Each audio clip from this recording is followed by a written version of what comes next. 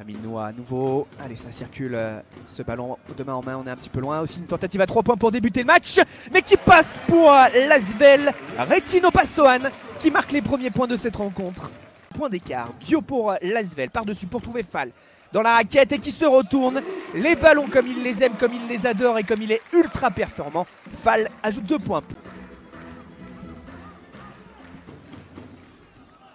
Ouh, cassage de cercle signé Retino Passoan pour l'Asvel, on l'avait pas vu venir. Les Rodaniens qui mènent 27-9. La passe aussi tout aussi belle. Et derrière, ça vient ajouter 2 points plus la faute. C'est parfait ce qu'ils ont fait les Parisiens. Ponce à 3 points. Et ça passe au buzzer. 30-12 à la fin de ce premier quart-temps. Il a marqué l'histoire du club.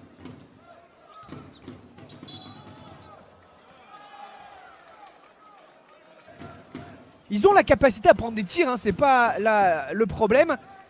Dans différentes positions. Ah bah voilà, là par contre. L'écran de Cauty. La faute. Avec en plus le panier derrière. Mais ensuite l'étau s'est resserré.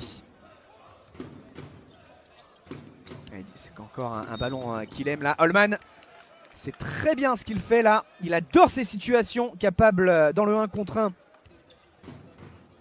Et le bras de Ponce en défense qui n'a pas touché le ballon mais qui a quand même gêné. Duo à 3 points.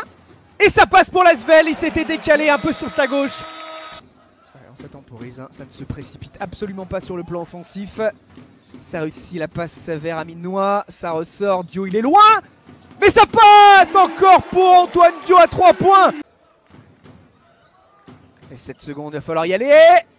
S'envoler, batailler dessous. Voilà, Kamagaté. Pression par une bonne défense. L'écran efficace, allez hop, énorme. Encore pour l'Asvel. La passe magnifique et malgré la pression défensive.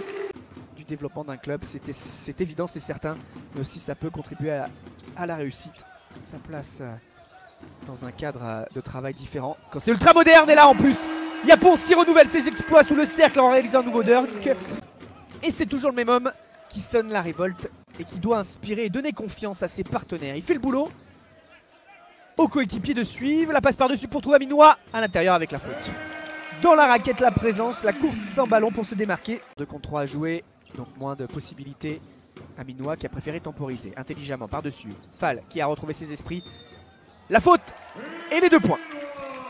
Il s'y reprend à 2 fois. Amar Djedzic, mais c'est manqué par le Bosnien. Derrière l'Asvel qui rajoute 2 points.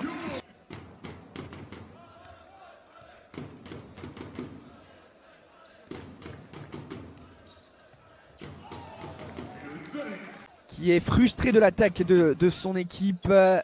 Néant en défense côté parisien. Espérons que Evans montre la voie rapidement, sinon on peut oublier.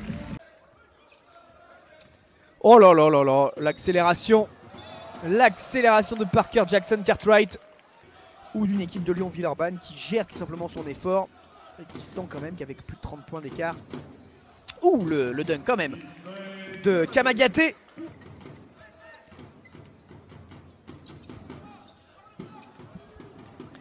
La belle passe par-dessus. Faut récupérer. Et avec l'appui de la planche. Retino Passoan. Antoine Duo. C'est passé. À 3 points encore une fois. 81-51. Face à Denis. La passe de Rizachi interceptée. La défense parisienne. Quand même du déchet dans cette fin de rencontre. Ouh, le contre.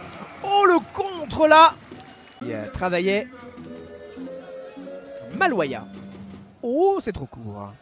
Ça ne sort pas, ça ne sort pas, ça joue. Et le public de l'Astrobal qui s'est levé hein, pour les dernières minutes de ce match. Rizachi servi et qui va en plus dunker derrière. À nouveau, les 25 dernières secondes.